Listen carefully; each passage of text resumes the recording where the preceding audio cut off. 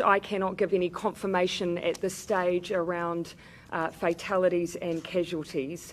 What I can say is that it is clear that this is one of New Zealand's darkest days. Clearly, what has happened here is an extraordinary and unprecedented act of violence. Many of those who will have been directly affected by this shooting may be migrants to New Zealand. They may even be refugees here. They have chosen to make New Zealand their home, and it is their home. They are us.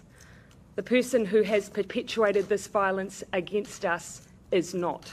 They have no place in New Zealand. There is no place in New Zealand for such acts of extreme and unprecedented violence, which it is clear this act was. For now, my thoughts, and I'm sure the thoughts of all New Zealanders, are with those who have been affected and also with their families. My thoughts also to those in Christchurch who are still dealing with an unfolding situation.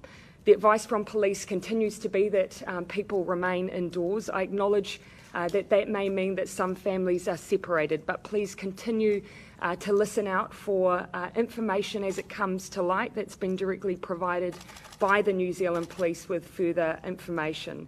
But as I say, they please remain in lockdown. We are potentially still dealing with an evolving situation, again, as I say, across multiple sites.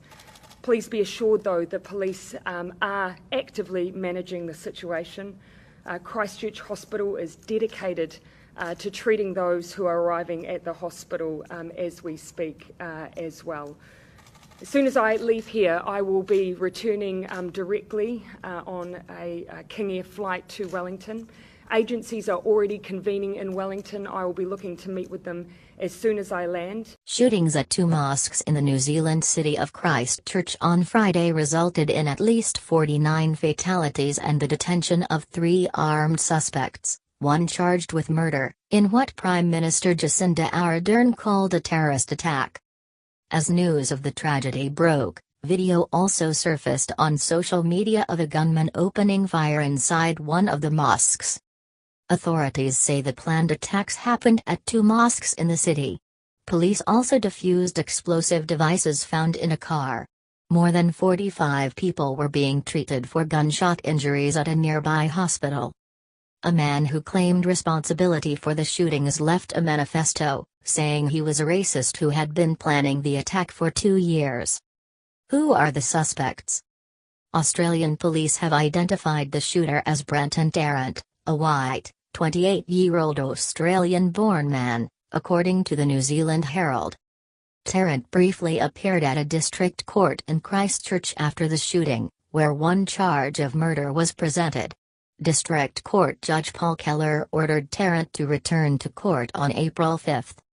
After Tarrant had left, Keller said it would be reasonable to assume there will be other murder charges brought against Tarrant. Friday night, police said 3 males and 1 female had been detained.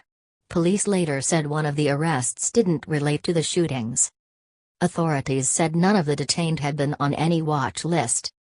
A man who claimed responsibility for the shootings left an anti-immigrant manifesto and said he was a 28-year-old white Australian and a racist. Attack live streamed. A 17-minute video posted to social media shows a gunman opening fire in the Masjid al-Nur Mosque, an apparent live stream of the attack from a helmet camera. It shows him arming himself and walking into the mosque, immediately shooting a person in the doorway. His weapon was covered in white supremacist graffiti. In an over 70-page manifesto posted to various sites including Twitter and Scribd that appeared to belong to the gunman, he identified himself as a 28-year-old white man born in Australia. How many people were killed? Friday evening local time, authorities said at least 49 people were killed and dozens were being treated for gunshot injuries, ranging from minor to critical. Where did the shootings happen? Police have confirmed 2 shooting locations, one at Linwood Avenue and one at Deans Avenue in the city. Witness Len Penna reported seeing a gunman enter Masjid al-Nur Mosque on Deans Avenue at about 1:45 p.m. Police also said there was a second shooting at the Linwood Masjid Mosque. What have witnesses said? Len Pena, a witness of the Masjid al-Nur shooting who lives next to the mosque, said he saw a man dressed in black enter the building. He reported hearing dozens of shots, followed by people running from the mosque in terror. When he later went to the mosque to help, he reported finding carnage inside. "I saw dead people everywhere. There were 3 in the hallway, at the door leading into the mosque, and people inside the mosque," he said. Near the Linwood Masjid Mosque shooting, Mark Nichols reported hearing about 5 gunshots, the New Zealand Herald reports. Nichols said he saw 2 injured people being carried out on stretchers past his automotive shop and that both people appeared to be alive.